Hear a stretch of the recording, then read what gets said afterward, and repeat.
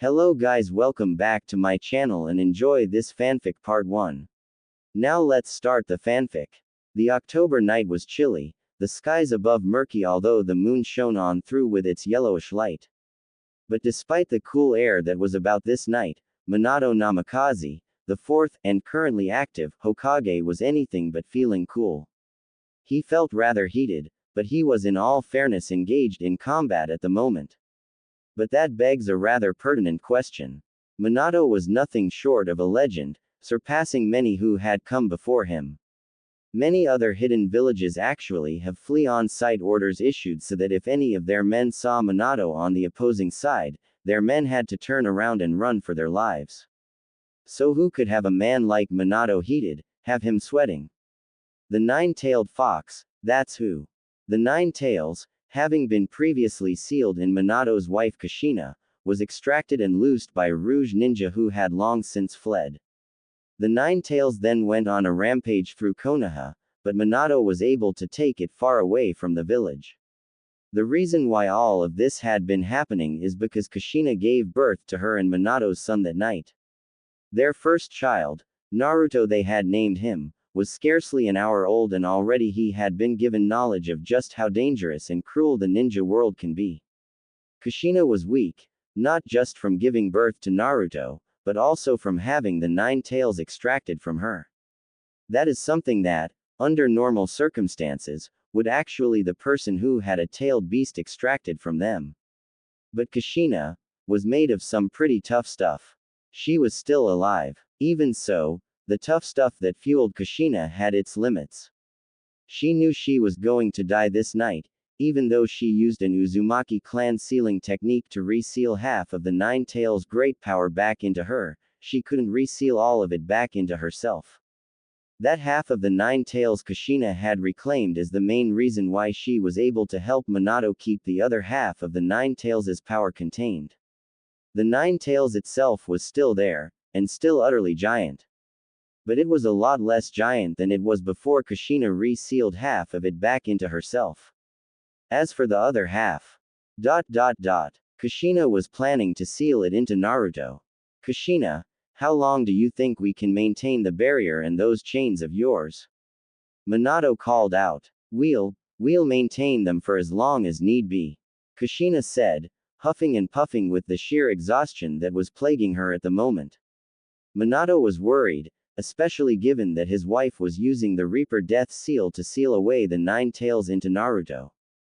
That alone guaranteed that Kushina was going to die tonight, as that particular brand of seal required the caster's life as a sacrifice. But even without that looming specter of death over Kushina right now, she was most likely going to die tonight anyway, having her tailed beast extracted in the first place, with the labor of childbirth stacked on top of that, was not going to be friendly towards Kushina's ability to live at all.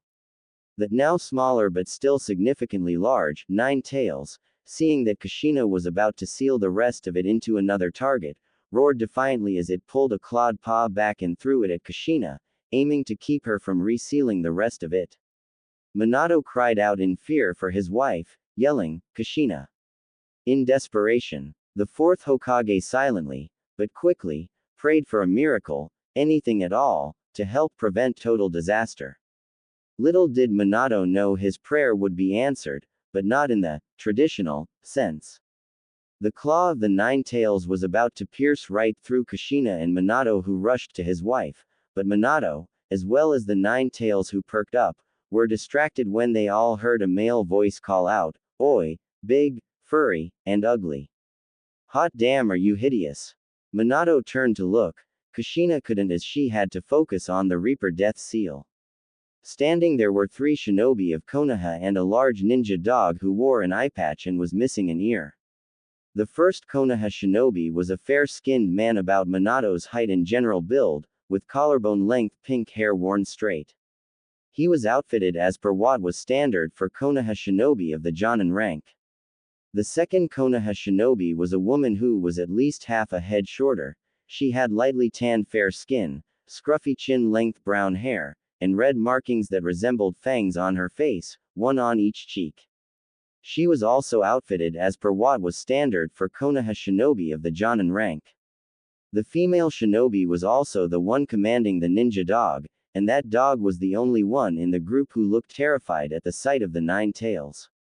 The third shinobi of the group was a man same as the first, fair-skinned, with long blonde hair in a single men's ponytail. He was outfitted same as his companions, but he added a pair of Han coat gauntlets and a dark red sleeveless Haori long coat that reached halfway down his thighs. Judging by how the blonde male shinobi was pointing at the 9 tails while looking at him, it was the blonde male shinobi who has called out just now. Minato recognized the group who had just arrived. The pink-haired man is Harold Fisher, the woman and her ninja dog are Sume Inuzuka and Kuromaru, and the blonde man is Inoichi Yamanaka.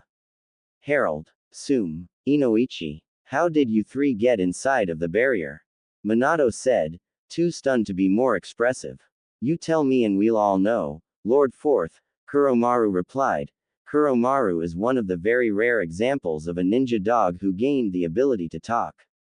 Now, would you mind explaining why the 9 tails is here? Kuromaru asked. Minato was about to speak up, but the 9 tails roared at everyone present, and that roar had some wind force to it. Bad. Sume scolded as she walked up to the 9 tails and smacked it on the nose with a rolled-up newspaper she, somehow, had on her person. The 9 tails actually stopped short, not out of shame for being scolded, but out of sheer surprise as well as confusion over what had just happened. The 9 tails wasn't the only one who was confused. Minato was also surprised, as well as shocked, that Sume had just smacked a tailed beast on the nose with a rolled-up newspaper, as if she were just casually disciplining an unruly ninja dog belonging to the Inuzuka clan, who are known to make great use of their many ninja dogs. And it wasn't just Sume who bravely stood in defiance of the 9 tails, Harold and Inoichi were being just as brave. The 9 tails actually stopped in its rampaging, due to sheer confusion and surprise at the presence of such defiant humans. That moment was what gave Kushina time to successfully seal the rest of the 9 tails into Naruto, who was cradled on a sunmund altar. The mighty tailed beast vanished into Naruto, a powerful seal appeared on Naruto's belly, and the danger had finally been averted in full. But it came at a terrible price. Kushina, her job done and all of her energies expended, finally collapsed, falling to her knees. Minato, with his legendary speed, rushed to his wife, holding her in his arms. I'm sorry, Minato, Kushina said, it looks like I won't be around to help with raising our son. No, don't be sorry, it's not your fault, Minato said. If anything, this all was the fault of that rogue ninja to release the 9 tails from Kushina. Minato wasn't upset with Kushina. He wasn't upset with Naruto. How could anyone be upset with a baby who was born roughly an hour ago? No, it was the fault of that rogue ninja. Minato wanted to find that rogue ninja and make them pay. But matters of personal vengeance had to wait. Although the attack had ended, there was still damage to the village, there was bound to be more dead. And Kushina, with Minato feeling the last of her life leaving her, would be counted among that number. Minato gently sobbed as he held his now deceased wife's body, feeling very much alone. However, Minato was perked up from his sorrow over Kushina's passing by Kuromaru saying, "Hey, what about this baby?" Perking up, Minato turned to look at where Naruto laid on the altar, squirming around a bit as he slept. Gently, Minato laid Kushina's body down before getting up and walking over to where Naruto laid. Kuromaru, his one remaining ear pinned back while he wagged his tail gently, gave a sniff at Naruto before licking him on his right cheek. Kuromaru actually whined in worried concern as Naruto started to whine a bit. Acting quickly, Minato took off his own Haori coat and used it as swaddling to wrap Naruto up and keep him warm against the October chill. "Yo, Lord Fourth," Harold began, "who's the baby?" Turning to face Harold as well as Inoichi and Sume, Minato replied, "This is Naruto. He's my son. He was born about an hour ago." Sume was about to speak up, but got cut off when an older male voice called out, "Minato. Are you alright?" Everyone turned to see an older male shinobi, clearly geared up for war, rush in with some other Konoha shinobi with him. Oh, Lord Third, Minato said, identifying the older male shinobi as the previous Hokage. Hiruzen Sarutobi stepped down as Hokage after many years, and Minato took his place. But even though Hiruzen had retired from active duty doesn't mean he can't throw down if need be. Hiruzen looked around, saw that the Nine Tails was gone, saw that Kushina lay dead. Hiruzen looked to Minato. I suppose that we ought to clean things up here and get back to the village, Hiruzen said, the chill will not be kind. Minato too wanted to get out of there. Turning around, Minato looked to Harold, Inoichi, Sume, and Kuromaru. Can one of you aid in carrying Kushina back? Minato asked. I got this, Sume replied as she turned to pick up Kushina's body. The walk back to the village was somber, and Minato was grateful everyone was keeping quiet. Only Naruto wasn't quiet, but that's because he started crying. But again, he was just born that night. He's well under a day old. Can he really be blamed? Can he be blamed for anything? The next morning, Minato was in his office at the Hokage office building, going over reports about the Nine Tails attack last night. There was a lot of damage, a lot of dead. But Konoha had overall survived, and it will rebuild. Not even the Nine Tails can take down the village hidden in the leaf. Right now, Minato was speaking with Fugaku Uchiha, the head of the Uchiha clan, one of the most prominent clans of ninja in Konoha. Fugaku also headed up the Konoha police force, the local law enforcement in the village. Suffice it to say, Fugaku was a man of great standing and importance in Konoha. Fugaku, Minato began, I got it that the Uchiha clan did nothing to help fend off the Nine Tails last night. That's rather worrisome. I don't suppose you can explain. We were ordered by Elder Danzo to focus solely on keeping civilians away from the area of battle, Fugaku said, we were doing just escort and evac. We weren't actually allowed to fight. That caught Minato's attention. The Uchiha clan, one of the four most important clans in Konoha, was barred by one of the three elders from helping out. Minato planned to pursue this matter further, especially since he's always been at least a little suspicious of Danzo. With this, he just got more fuel for the fire. I'm not all that surprised that Danzo is to blame here, Minato replied in a tired huff. The Uchiha clan would have been rather invaluable to efforts in subduing the Nine Tails last night. When word of Danzo barring your clan from action last night gets out, it'll make him look bad, maybe his fellow elders as well. At least the office of the Hokage believes in the Uchiha clan, Fugaku remarked. There's a lot of distrust aimed at me and my right now clan because of how none of us helped fight against the Nine Tails last night. Minato was about to speak up, but stopped short when the door to his office opened up, and in walked Harold, Inoichi, Sume, and Kuromaru. The three humans all had stunned look of surprise on their faces. Basically wide circular eyes with big black pupils, and small little flat lines for mouths.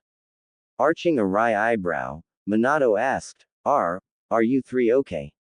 Remember when Sume and her friends here helped you face off against the Nine Tails last night, Lord Fourth? Kuromaru began. The three of them are getting pretty famous for their role last night, Minato remarked. They're being praised as heroes who are brave in the face of danger. Yeah, well here's the thing, Kuromaru began to explain. The reason that Sume and the guys here had helped you out last night is not because they're brave in the face of danger, but because the three of them were all too drunk last night to realize that they were in any danger.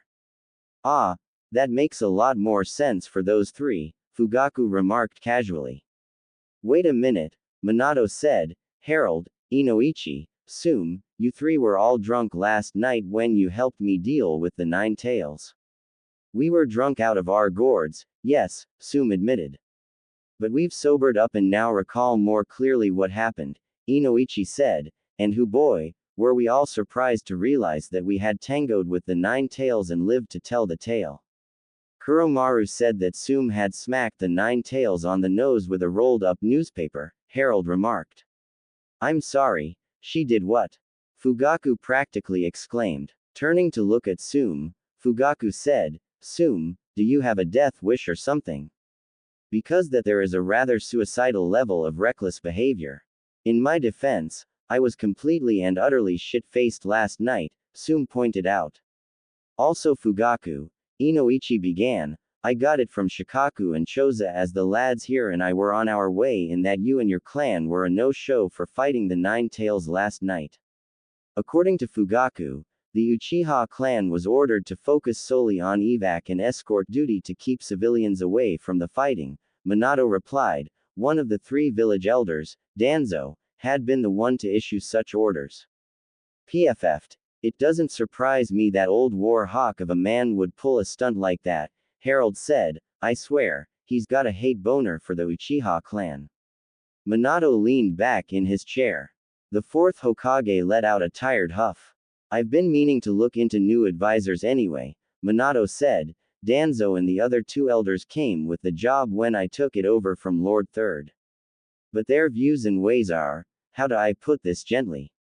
Outdated. Kuromaru offered. Pointing commendingly at Kuromaru, Minato said, yes, outdated, that's perfect.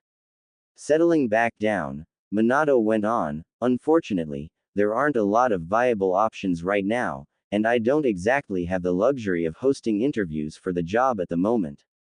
Aside from overseeing rebuilding here in Konoha after the Nine Tails attack, I'm scrambling to figure out a way to care for Naruto while I'm working. Fugaku perked up at that. Oh, Makoto told me that you and your wife were planning to name the child you were going to have Naruto. Fugaku spoke up, how is the lad doing? Safe and sound, Minato replied, thank goodness for that. He's currently being looked over at the local hospital. Shrugging, Harold said, you looking for a nanny to care for the baby while you're busy? I would offer to ask my wife Makoto if she'd be up for it, Fugaku remarked, but she's busy with our second-born son Sasuke. Little Sasuke was born a very short while ago. Gesturing to himself, Harold said, and that's at least part of why I was going to offer to ask my wife Sophia if she'd be up for it. She's got no work right now, and we have no kids, so she's all free to do it. Assuming, of course, you're willing to take her on for the job, and also if I ask her and she says she can do it. Minato considered Harold's offer. He was vaguely aware of Harold's wife Sophia, he saw her a few times with Kushina. In comparison to Harold, Sophia is a gentle, non-excitable lady who does things in a calm and gentle way. Sophia is also a regular Konoha citizen, no ninja skills or anything, so it's not like she'll be deployed on a mission all of a sudden. Well, she might agree to take on a more domestic kind of mission. Later, Minato had gathered what all persons had any awareness of the fact that the Nine Tails was sealed inside of Naruto, making him a Jinchuriku. It was just Harold, Inoichi, Sume, Kuromaru, Hiruzen, and the few shinobi who came with Hiruzen to the scene of where Kushina had died after giving the last of her efforts. Minato urged all who knew to swear themselves to secrecy. He was worried how people would react to the fact that the Nine Tails, feared as a great and mighty demon, was now sealed inside of a baby. Hiruzen instantly agreed, citing how Naruto was not going to need all of the negative attention that came with being the host of a tailed beast. As such, all persons who knew swore themselves to secrecy. That was one bit of insurance that made Minato feel better. Another thing that made Minato feel better was when he got out the report that pinned the blame for the Uchiha clan being a no-show during the Nine Tails' attack on Konoha solely on one of the village elders.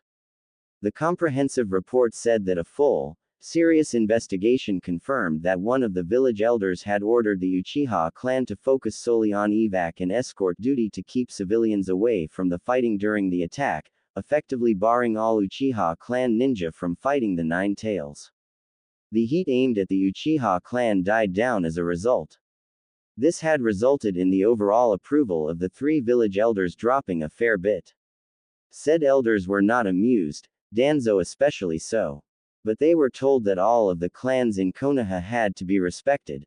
Danzo's actions in holding back the Uchiha clan and making them look bad was a great disservice to one of Konoha's most notable clans. Things settled down for a while, so Minato was able to focus on running the village. He also was wanting to find new advisors, ones who were younger and better understood the fact that times change and that people had to change with it. But he still had a lot on his plate, so for now the three village elders remained in their cushy positions. Minato wasn't all that fond right now of Danzo being in one such position, though. It had been a few years since the Nine Tails attack on Konoha, and things had returned to normal, or at least to as much normal as possible. Everything had long since been rebuilt, and people were getting used to things again. Indeed, Konoha had finally recovered from the attack that had been launched on them a few years back. Right now, Minato had arrived home for the evening, and was greeted by Sophia Fisher. The wife of Harold Fisher, Sophia was a fair-skinned lady with a dishwater blonde bob cut that was chin-length. She dressed modestly and simply, wearing a long-sleeved shirt under a t-shirt, and a skirt that reached her ankles. She didn't put her sandals on yet, which caught Minato's attention. Is something the matter, Sophia? Minato asked, also catching that Sophia had a nervous, fretting look on her face. Lord Fourth, Sophia began, promise that you won't freak out, but one of the legendary Sannin, Lord Jiraiya, had come by to see you. Minato gave a relaxed, understanding smile. There's no need to worry about that, Minato replied, I've actually been expecting him. Sophia was dismissed for the evening, but she will be back in the morning before Minato left for work for the day. Minato found Jiraiya sitting at his dining table, with a small plate of cookies and a glass of milk. Standing nearby was Naruto. Now 3. Naruto wore a dark green long-sleeved shirt under the t-shirt that he wore, and baggy dark tan cargo shorts held up with a belt. I hadn't kept you waiting for too long, have I? Minato asked as he sat down opposite of Jiraiya. Oh no, I only got here a few minutes before you showed up, Jiraiya replied. I'm guessing that the nanny I hired to watch Naruto for me while I'm busy with my duties as Hokage got you the snack. Minato asked. Jiraiya chuckled a bit in amusement. Actually, Naruto had served me, Jiraiya explained. He's a guest, and it's important to be hospitable to guests, Naruto spoke up. Minato smiled, small but warm and sincere, at how Naruto was growing into a sweet and kindly kid. No doubt it's due to the influence of Sophia, given that she's the one who is raising him. So sensei, Minato said, what brings you by? I've been away for a while and wanted to check in, Jiraiya replied, also, I had just learned what happened to Kushina. I am so sorry, Minato. Minato nodded once in acknowledgement. Thanks, it means a lot, Minato remarked. There's also something else that I wanna ask about, Jiraiya began, something that has 9 points to it. Minato could tell right away that Jiraiya wanted to know about the 9 tails. Figuring that it had to happen, Minato turned to look to Naruto. Naruto, your godfather here and I need to talk in private, Minato said, so it's time for B. He's my grandfather, Naruto said, cutting Minato off, why didn't you say so, Dad? No, I didn't say grandfather, Minato began to correct, I said. Grandfather, that's right, Jiraiya cut in, an amused look with hints of knowing mischief in his expression, but seriously lad, your dad and I do need to talk, and it is late, so you ought to go to bed now. Naruto said he had to brush his teeth first, but after Jiraiya supervised that, Naruto was gotten to bed. Sorry, I couldn't resist, Jiraiya said to Minato after Naruto was gotten to bed, but can you really blame me? I mean, did you see how happy and excited Naruto was? Who was I to spoil his excitement? Minato let off a gentle sigh.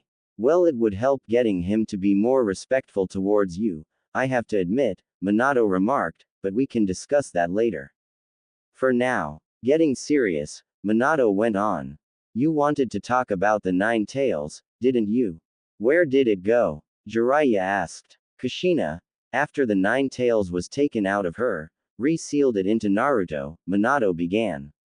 It's supposed to be a secret, but Minato knew that he could trust Jiraiya to know. Jiraiya's eyes went wide with shocked surprise.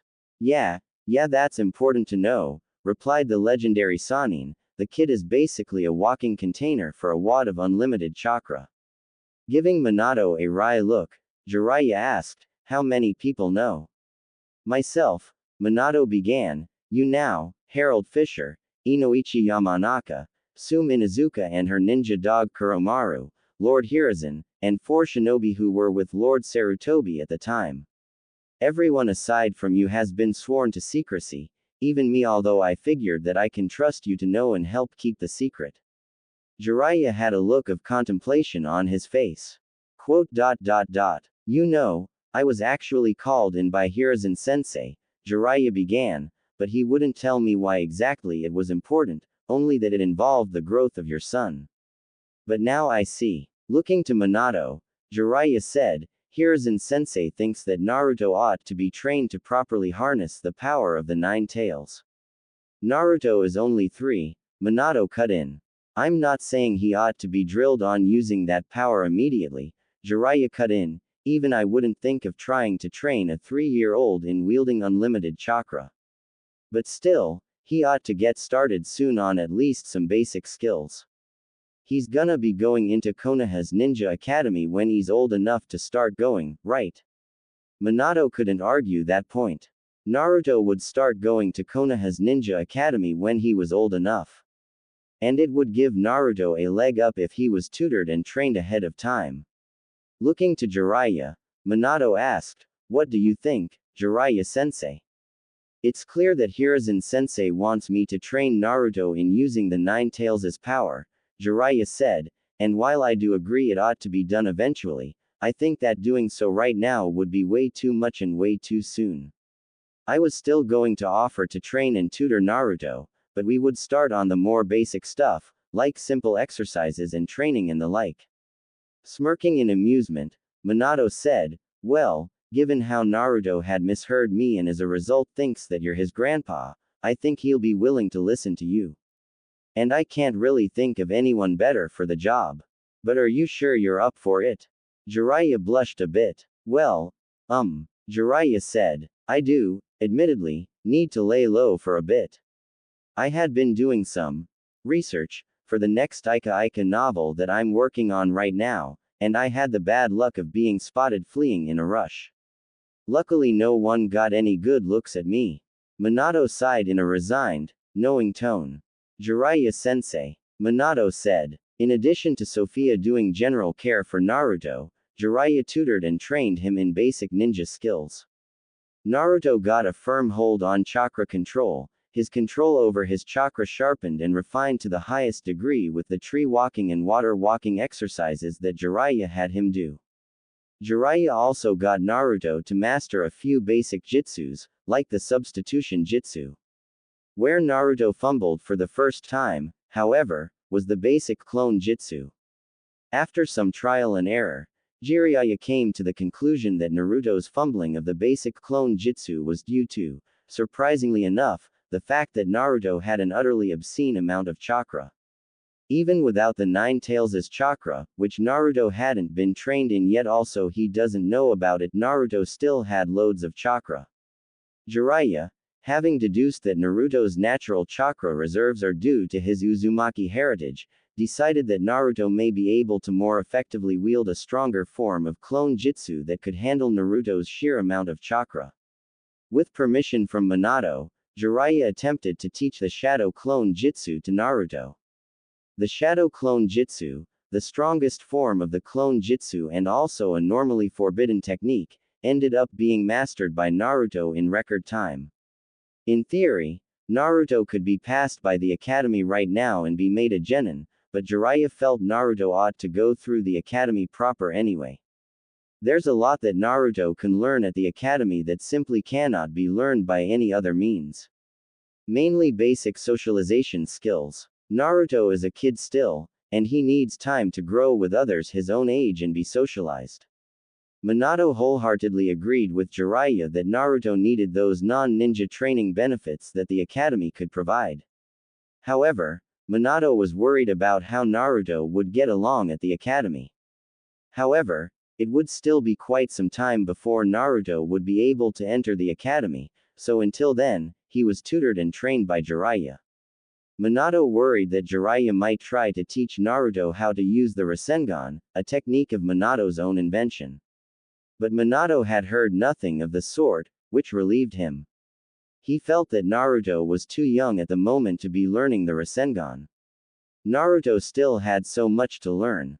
But there would be other things that Naruto would learn about. Not related to training and studying, mind you, but rather village politics news of the unsavory sort. Not exactly the kind of stuff that Minato would want his son to learn about, but it was stuff that Naruto was going to be learning about regardless. A procession from Kumo came to Konoha under a white flag, as peace talks between Konoha and Kumo were in effect. The hostilities looked as if they were going to be coming to an end, and to that end Minato was very much welcoming of it. However, unbeknownst to Minato, one of Konoha's own ninja was taking preventative measures, due to a gut feeling that he had. Over at the Hyuga clan compound, Hiashi Hyuga, leader of the Hyuga clan, was speaking with his younger twin brother Hisashi while their respective kids, Hiyashi's daughter Hinata and Hisashi's son Neji, were taking a break from sparring. As the two Hyuga men spoke, they were approached by a Hyuga clan young adult woman dressed as a maid. Lord Hiashi, the maid began, you're not going to believe this, but Harold Fisher is here and wishes to speak with you. He says he wants to ask you something very important. Hiashi arched a wry eyebrow.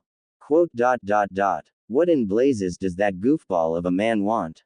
Hiashi asked rhetorically before gesturing for the maid to go and bring Harold. A few moments later, and the pink-haired man himself showed up. You said you wanted to speak with me? Hiashi asked. Yeah, I just wanted to run something by you, Harold began. First off, you're aware of the fact that a delegation from Kumo is here in Konoha for those peace talks, right? Nodding once, Hiashi replied, I'm aware of that, yes. And isn't Kumo one of the foreign bodies who had been wanting to get a hold of the magic eyes that the ninja of your clan are known to have? Harold went on. Yes, Kumo does have a history of desiring the Byakugan, Hisashi remarked. Where are you going with this?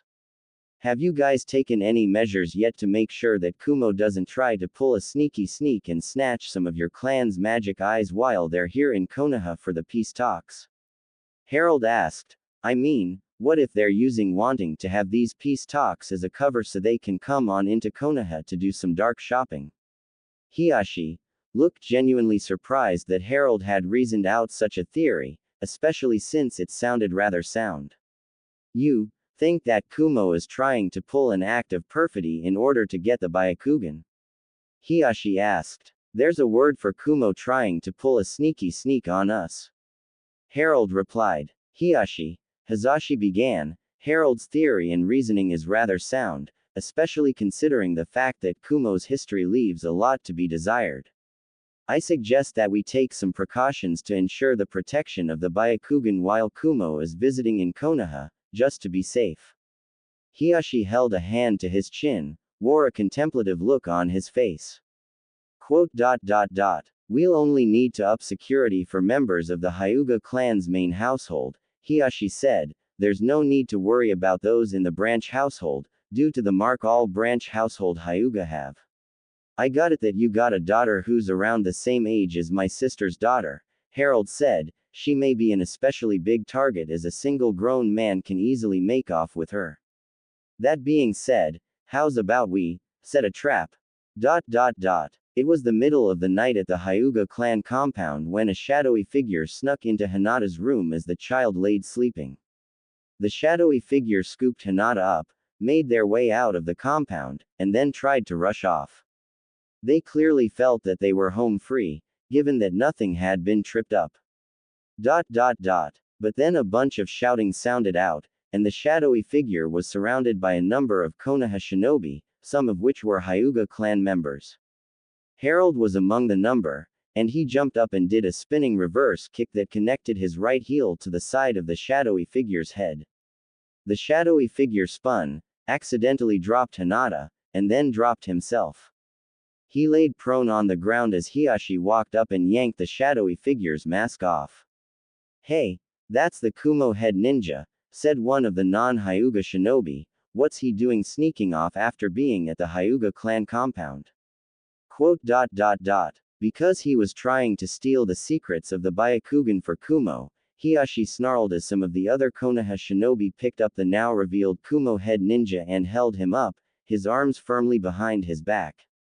Trapped and outnumbered, the Kumo head ninja was by no means in any position to fight back or try to flee. Not only that, but his cover was blown.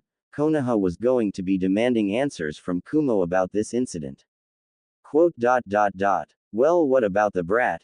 said the Kumo head ninja. "You guys made me drop her on the ground.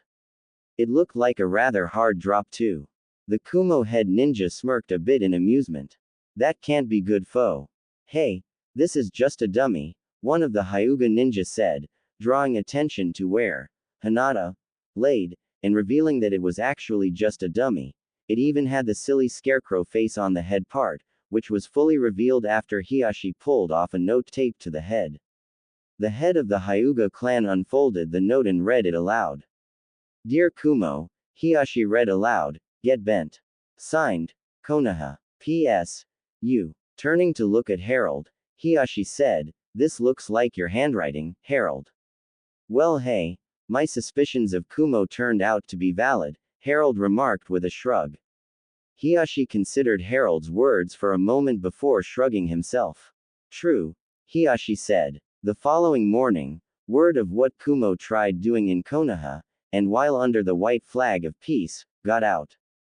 Minato, naturally, was pissed off, citing that he couldn't believe that Kumo would pull an act of perfidy like this. Harold was still amazed that there was a word for it to tell that Kumo was pretending to act in good faith with the intent to deceive said good faith. What's more is that Konoha had proof, given that they caught Kumo's head ninja alive and had interrogated him. The techniques of the Yamanaka clan made it so that it was literally impossible to hide anything from them. There was a lot of mud slung in Kumo's face this day, and it was so annoying to them that they threatened war against Konoha over embarrassing them. In response to that, not only did Suna threaten to aid Konoha against Kumo in said conflict, but Iwa also declared that they would join Konoha against Kumo. Suna and Iwa aiding Konoha would make it a 3-on-1 conflict, and not even Kumo can stand up to that. Although it was clear that Suna and Iwa were both hoping for some war profits from said conflict, they're both strapped for cash at the moment and saw aiding Konoha against Kumo's threats as a way to make a quick buck. Luckily, no war broke out, and Kumo was forced to eat some humble pie. Peace talks went through and remained effective afterwards, although it was clear that Kumo didn't like what had happened and was pissed that Konoha was calling the shots. It was after all of that when the Hyuga clan invited Harold back over. "You had done a great deal for Konoha as a whole," a Hyuga clan elder said to Harold, "but your actions had done a particularly great amount of work for the Hyuga clan specifically. Your gut feeling had not only helped to protect the secrets of the Byakugan, but it had also revealed and caught those who would steal said secrets." Shrugging, Harold replied, "Well, I just had a hunch upon seeing that Kumo group here in Konoha for peace talks and remembering that Kumo is one of the foreign bodies who wants your clan's magic eyes. Can you blame me for being at least a little suspicious that Kumo was pretending to act all buddy-buddy with Konoha because they wanted to pull a sneaky sneak and steal said magic eyes your clan has? Also, I still can't believe that there's an actual word to describe what Kumo was trying to pull. You didn't know that perfidy is a word and that it described exactly what Kumo was trying to pull?" Hazashi asked. "Either way, Harold had done a great service to the Hyuga clan," Hiashi said. He bowed in a very respectful manner to Harold. "You have my deepest, most sincere gratitude, Harold," Hiashi said. "The whole of the Hyuga clan feels that way," said the Hyuga elder who spoke up earlier, as he and a lot of the other Hyuga clan members also showed such respect to Harold. Watching this all unfold from a ways away while the adults talked was Hinata and Neji. Neji in particular was beyond shocked to see the adults all show such respect to someone outside of the Hyuga clan. He was shocked because among all of the Hyuga clan adults were all of those from the main household. Neji wasn't exactly thrilled with the main household of the Hyuga clan, given how they lord over the branch household of the Hyuga clan via the curse mark the main household puts on the branch household. But here, those stuck up and haughty main household Hyuga are humbling themselves, and to someone who isn't even a Hyuga. How? How was this even possible? Neji had theorized that only the Hokage could command such a level of respect from the main household Hyuga. But here a standard Jonin, one not even a member of any clan in Konoha, had all Hyuga clan adults bowing their heads to them. This man, Harold Fisher, his name is, as Neji would later learn, has got to be one of the greats. Harold Fisher is a man who Neji will be wanting to keep an eye out for. Later, Harold was out drinking with some of the guys, including Inoichi and Sum. So yeah, my gut feeling turned out to be valid, Harold said before drinking from the mug of beer he had. You not only gave some jerks a big middle finger, but you had also saved one of Konoha's 4 great clans from suffering a terrible loss, Inoichi praised. Hopefully your actions there won't come back to mess things up in any way, Sum said, with Kuromaru sitting on the floor next to where Sum sat in a chair. Shrugging, Harold said, "Oh, I doubt it." Harold took another swig from his mug of beer. I think it's safe to say that there will be no serious consequences to me preventing Kumo from being able to sneak off with the Hyuga clan's magic eyes, Harold remarked, and that this will be the last that we'll have to hear of the matter. Harold couldn't have been more wrong. At around that time, Sophia Fisher came jogging up to the scene. "Oh, there you are, Naruto," Sophia said, "why did you run off?" "I heard a girl cry out in fright so I ran to investigate," Naruto said. "I saw a trio of bullies being mean to this nice girl here, so I chased the bullies off." Looking to Sophia, the Hyuga adult said, "Oh, you're Harold Fisher's wife. We of the Hyuga clan still feel great gratitude towards your husband for how he had aided our clan a while ago." Looking to Naruto, the Hyuga adult asked, "Is this boy here your child?" "Oh no, I'm the nanny hired to care for him while his dad's busy with work," Sophia explained. "I was just coming to get Naruto and take him home." "Oh yeah, Mrs. Fisher is a super sweet and nice lady," Naruto remarked before he held onto Sophia's hand and walked away with her, Sophia leading Naruto away. The Hyuga adult looked curious. "Huh, I wasn't aware that Harold Fisher's wife was a nanny. I wonder who that boy's father is." Looking to Hinata, the Hyuga adult said, "I best be getting you home as well, or your father will tan my hide." "Okay," Hinata replied as she went back home to the Hyuga clan compound with the Hyuga adult. Hinata couldn't get Naruto out of her head. He came to her rescue, scared off those bullies, and brushed it off as simply wanting to do the right thing. He even had firm command over what looked like a very complicated-looking version of the basic clone jutsu. Naruto was brave, he was strong, he was confident. Hinata, not so much. Hinata was a kind, gentle-hearted girl, and as such her father Hiashi wasn't entirely sure if she was fit to be his heir. She tried her hardest, but found herself unable to be serious in sparring against her little sister Hanabi. Not helping Hinata's nerves was the fact that she had Naruto on the brain. She not only wanted to be strong and confident like Naruto, she wanted to be with him. Was this what it felt like to be in love? But Hinata couldn't think of that business right now, she had to figure out how to prove herself to her father. She had to figure out how to overcome her nerves and stop holding back. Anime and manga. As Hinata wandered around outside, she came across Sum Inuzuka and her ninja dog Kuromaru. Sum was carrying a white paper bag that had good smells coming from it, clearly some form of takeout. "Huh, a Hyuga clan child," Kuromaru remarked as he and Sum both ran into Hinata. "What's wrong, kid?" Sum asked. "You look down in the dumps." Hinata looked a bit unsure, but she sighed. I'm just nervous is all, Hinata began, not sure exactly why she was spilling how she felt to a random woman and said woman's dog. I'm trying to prove myself in training to my father, but I'm unable to work up the nerve to get serious against my younger sister during sparring. There's also how there's this boy, and I can't get him out of my head, and whenever I think of him my heart starts racing and my face gets all red. Ah, a mix of earning daddy's respect and having a crush, Sum said, I can see why all of that would have your nerves shot up. Gesturing to herself, Sum went on, you know, if it's settling your nerves and getting calm enough to focus and be serious that you want, then allow me to offer a bit of advice, young lady. Perking up, Hinata asked, what is it? Sum reached into her white paper bag, pulled out what looked like a pork bun, and offered it to Hinata. Have a little snack, Sum offered. I find that whenever my nerves are acting up, eating a little snack helps to calm them back down. Oh, that makes sense, Hinata replied as she accepted the pork bun. Thank you for the pork bun, ma'am. It's actually a beef bun, Sum said, same as a pork bun but beef is used instead. Pork is too rich a meat for dogs, it'll make them sick and throw up. And us in the Inuzuka clan don't wanna make our ninja dog sick. Sum took out a second of what was revealed to actually be beef bun and tossed it to Kuromaru. The large ninja dog snapped it up with his powerful maw and ate it up almost instantly.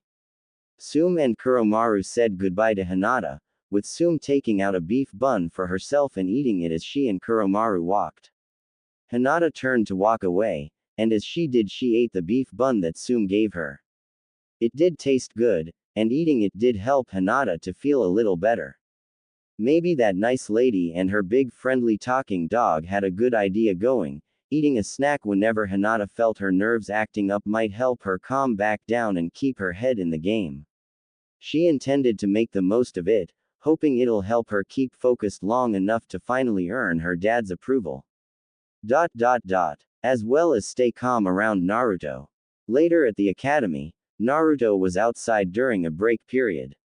He was hanging with some of the other boys, namely Shikamaru Nara, Choji Akamichi, and Kiba Inuzuka with his ninja dog Akamaru. Looking around, Naruto was trying to find someone, and Shikamaru was able to right away pick up on who it was. Forget it, Naruto, Shikamaru said, there's no way that she'll say yes. Not with a troublesome guy like Sasuke taking all the female attention. Well, I won't know for certain unless I try, Naruto replied while looking around for a bit, then he stopped as he saw the girl he was looking for, Sakura Haruno. He jogged over to Sakura, who didn't even notice Naruto coming closer. Hey Sakura, Naruto began as he made his way over to the pink-haired girl. There he is. Sakura cut off, not even having noticed or heard Naruto, before shoving him to the side and running over to where a few other girls were already fawning over Sasuke. Anime and manga. Naruto, getting up, wore a hurt look on his face.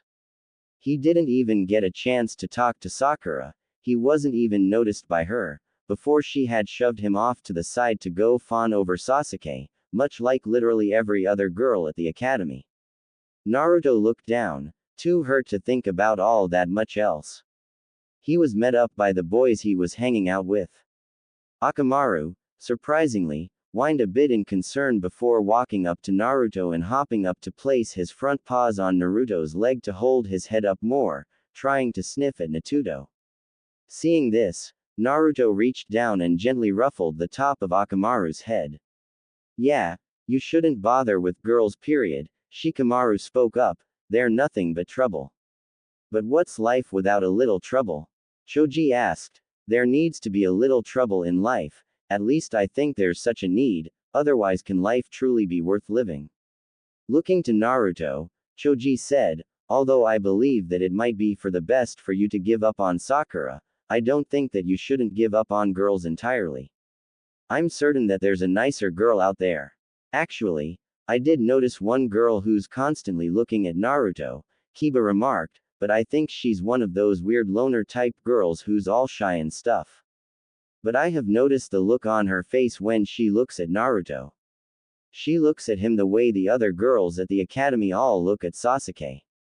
That caught Naruto's attention. Really? Naruto asked. Who? Naruto supposed that, if Sakura truly was an impossible goal for him, then he should give up on her and try going after another girl. And if what Kiba said is true, then there is a girl at the academy who looks at Naruto the way the other girls look at Sasuke. A girl who looks at Naruto the way Sakura looks at Sasuke. Naruto would like to meet this girl. Later, the boys in Naruto's class were in a separate lesson. A special holiday in which boys honored their moms was coming up in Konoha, so the boys in Naruto's class were being led by their sensei, Iruka, in a special event. Basically boys, Iruka began, you all are going to vote for the best overall mom that you all amongst you have. PFF'd. It ain't gonna be my mom, that's for sure, Shikamaru scoffed, she is one mean and scary lady. I kind of have trouble with the idea of nominating my mom for that title as well, Kiba began, now don't get me wrong, she ain't scary like Mrs. Nara, but my mom is, Quote. Crazy. Choji half guessed half offered. Pointing his finger commendingly at Choji, Kiba said, yeah, that's it. Well, one rule for this event is that you can't nominate your own mom, Iruka said, a bit surprised that some of the boys have such low opinions of their own mothers, you have to nominate the mom of one of your peers. So I can't nominate my mom? Sasuke asked as he raised a hand. Nodding once in the affirmative, Iruka replied, yes Sasuke, exactly. Anime and manga. Sasuke looked down for a moment, looking like he was thinking about something. After a few moments, Sasuke looked up and said, then I'd like to nominate Mrs. Akamichi. Choji's mom? Questioned Shino Aburame. A lot of the boys in class were surprised, especially Choji himself. Nodding once in the affirmative, Sasuke said, well, she's a very nice lady. She's kind, warm, welcoming, nothing mean or scary about her. Choji's mom also lacks the crazy that my mom has, Kiba added. Nodding once in agreement, Sasuke went on, basically, Choji's mom has a lot of the same nice mom traits that my mom has. As such, I'm nominating Choji's mom. Say what you want about Sasuke unintentionally hogging the attention of the girls at the academy from the other boys, he is still a well-meaning and kind-hearted boy. Choji smirked in sincere amusement. Quote. Thanks, Sasuke, Choji said. Iruka also smiled warmly. Now that is a good way to put it, Sasuke, Iruka said, but he stopped short when he saw Naruto raise a hand. Yes, Naruto, Iruka asked. Lowering his hand, Naruto looked a bit nervous. Naruto said, can I nominate a lady who isn't anyone's mom, at least as far as I'm aware? Quote. Who do you have in mind? Iruka asked. Mrs. Fisher. Naruto began, she's the lady my dad hired to look after me while he's busy with work. You said we couldn't nominate our own moms, and technically Mrs. Fisher isn't my mom. But she does care for me all the same, also she has a lot of the same nice mom traits that Sasuke says his mom and Choji's mom both have. Iruka was secretly aware of Naruto's situation, given that Iruka has to report to Lord Fourth, who he knows is Naruto's dad. And Iruka thought it was sweet that Naruto wanted to have some light shown on a lady who may very rarely ever get such spotlight. Quote. Well, I did say you can't nominate your own mom, and Sophia Fisher technically isn't your mom, Iruka said, alright, we'll throw her onto the list too. Eventually, the vote was held about which mom, or mom-like lady, was the best, and it ended in a tie between Sophia Fisher and Mrs. Akamichi. When the rest of Naruto's year saw the results, the girls were all surprised.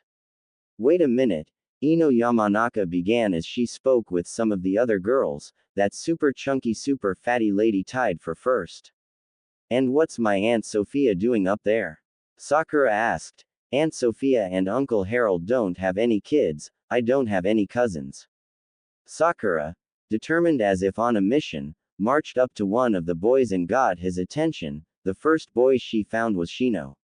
Hey, would you know how it was that my Aunt Sophia was nominated and voted on by you boys? Sakura said. Oh, Naruto nominated her, Shino began, apparently he knows her. What? Sakura nearly screamed, you mean that quiet weirdo? What's he doing knowing my Aunt Sophia? Shrugging, Shino replied, I don't wanna get into it. Shino then turned around and walked away. Sakura was beyond pissed. What's a weirdo like Naruto doing messing with Sakura's family? She wanted answers and would be getting them. Later, Naruto was hanging out, talking with Shikamaru, Choji, and Kiba when the boys all heard the angry call of, Oi, Naruto. The boys all turned to look and saw Sakura come marching on up to them, with Ino tailing behind.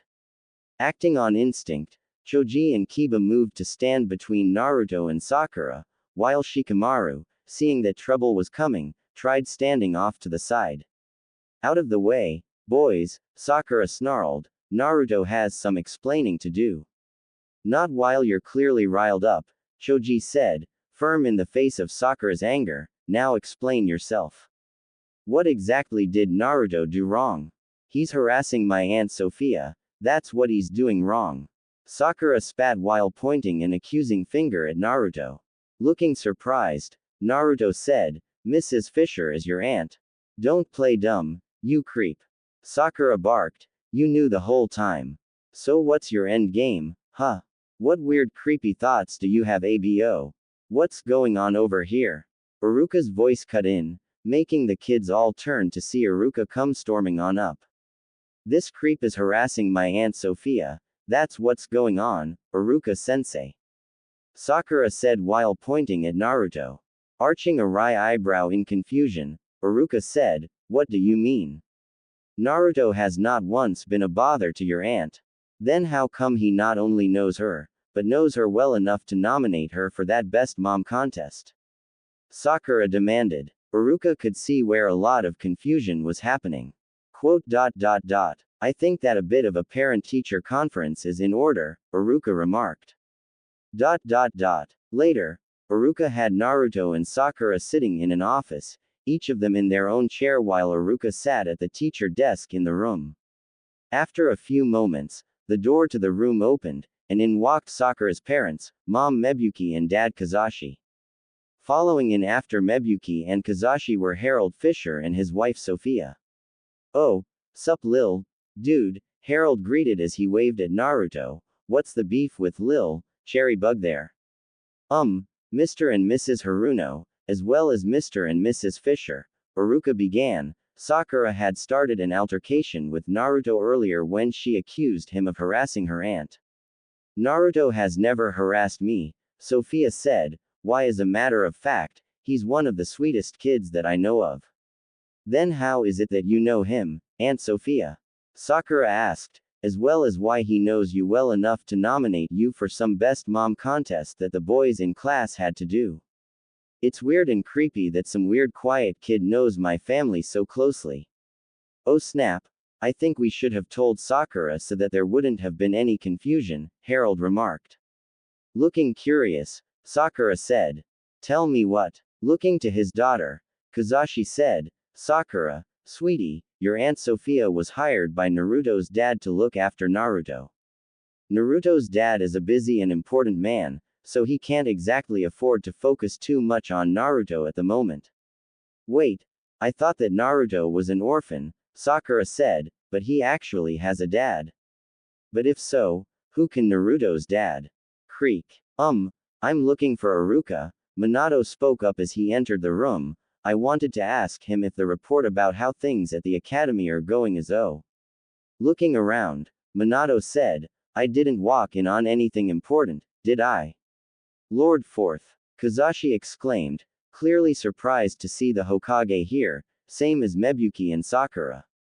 Oh, our daughter had started some trouble with Naruto here, there's nothing to worry about, Kazashi assured Minato. Arching a wry eyebrow, Minato asked, what exactly did your daughter do to my son?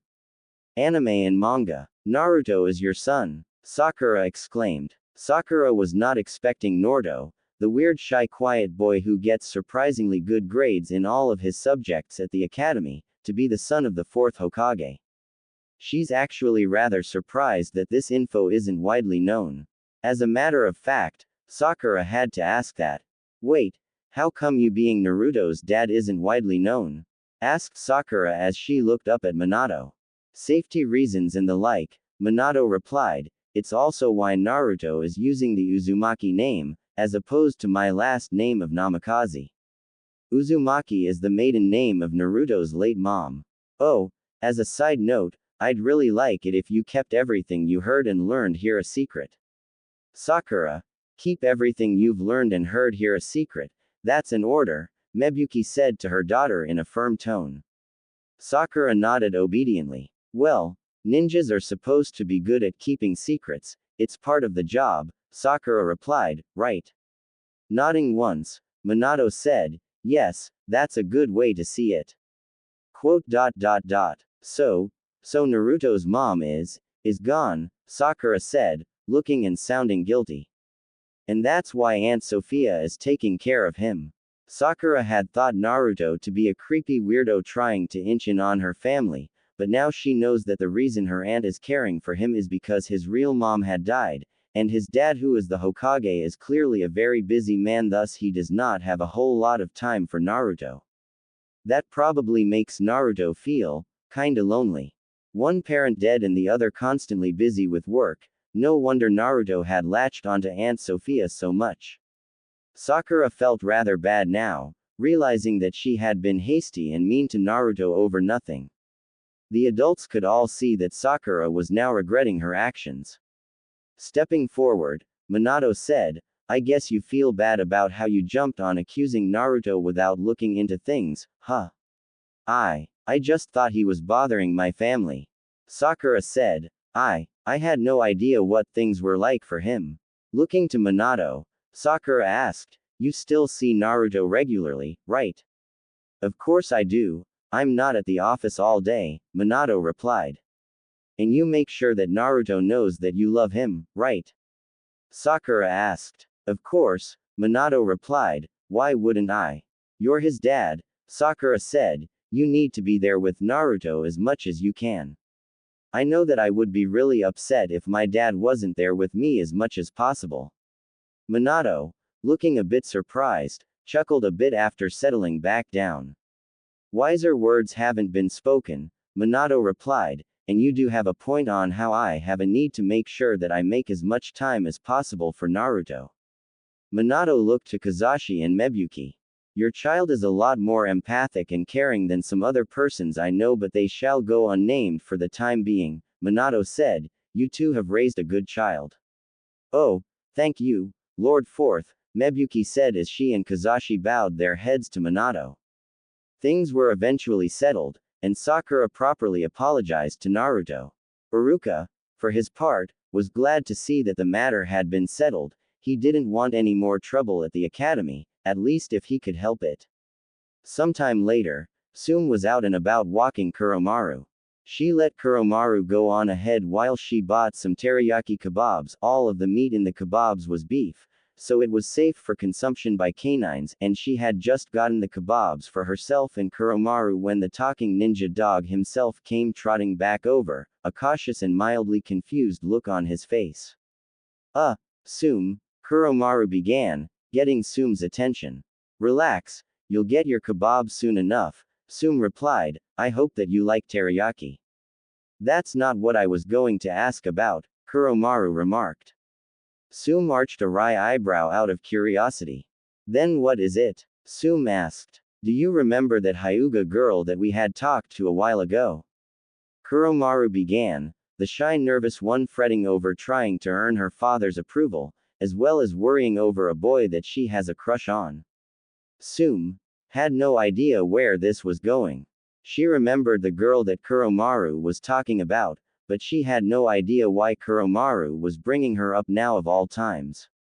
Yeah, I actually do remember that girl, Sume said. I told her that she could settle her nerves if she had herself a bit of a snack, like when I do when I'm in such a fretting mood. What's your point? Now, Don't get me wrong, Kuromaru went on, I know that you had honestly meant well when you gave that advice, and that you were also acting wholly in good faith. Still confused, Sum said, your point. I had just seen that your advice, Kuromaru remarked, though honestly well-meaning and given wholly in good faith, ended up having some unintended consequences. Unintended what now? Sum replied. Kuromaru led Sum over to a fenced-in public park where a bunch of kids from the academy were playing around. It was a day off for them. Kuromaru pointed Hinata out to Sum, and upon seeing Hinata, Sum could tell that the girl obviously had some rather bad issues with nerves and that she had tried to solve said issues solely with the advice Sum had given her. Childcare. Hinata had a notably round and soft-looking face, her arms and legs looked plump and jiggly, and she had quite the belly. Sum only saw the front of Hinata, but she was willing to bet that the Hyuga girl had a seat comparable to the rest of her. All of this, however, leads to one rather undeniable and rather surprising development that neither Sum nor Kuromaru could possibly have seen coming. Hinata is now rather fat. In a cringing breath, Sum said, ugh, I guess that the girl must have had more issues with nerves than I could have guessed. Sum took another look at where Hinata stood before turning to look back at Kuromaru. A casual glance suggests that the girl weighs double what Chose's son Choji weighs, Sum remarked, I did not mean for this to happen.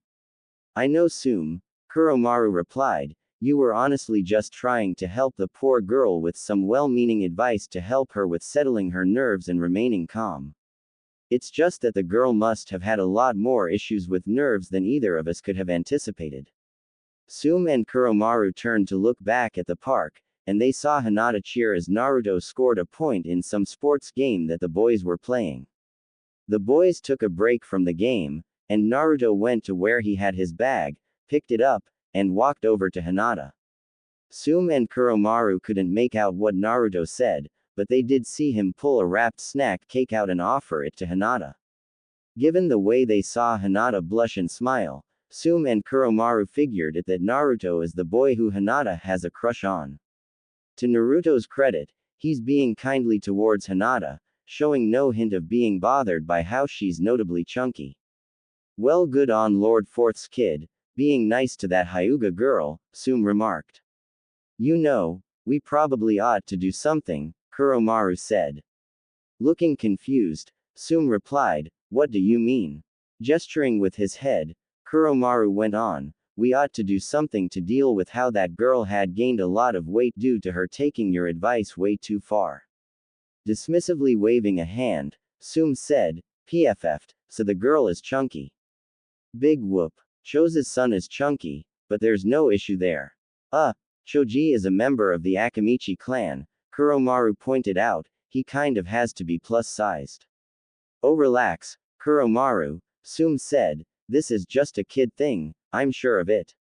Arching a wry eyebrow with the only eye not covered, Kuromaru asked, are you sure? Nodding once in the affirmative, Sum said, I know I'm sure. Trust me when I say that this little development here isn't going to have any sort of impact on things here in Konoha as they go on. Sum couldn't have been more wrong. Minato was in his office at the Hokage office building, handling some light morning paperwork, when the door to his office was opened. Looking up, Minato saw a lady working at the office building lead in Fugaku Uchiha. Lord Fourth, the secretary began, Fugaku Uchiha would like a moment of your time. I was actually thinking of calling for Fugaku anyway, Minato replied. Gesturing to some of the paperwork he had on his desk, Minato went on, some of the paperwork here concerns the Konoha police force. And that's why I'm here wanting to speak with you, Fugaku began, look, as great as the Uchiha clan is, even we on our own can only handle so much. We're short on manpower in the Konoha police force, and unfortunately not a lot of others outside of the Uchiha clan wanna join up. We still have some stigma against us, no thanks to that old war hawk Danzo. Minato nodded in understanding. Yeah, the paperwork I have here on the Konoha police force does mention how the police is showing signs of being slow to response, Minato said, but your complaint of having a lack of manpower in the police force may be the reason why. You guys are being stretched too thin, and in addition to the police force, you also still have your own clan to worry about.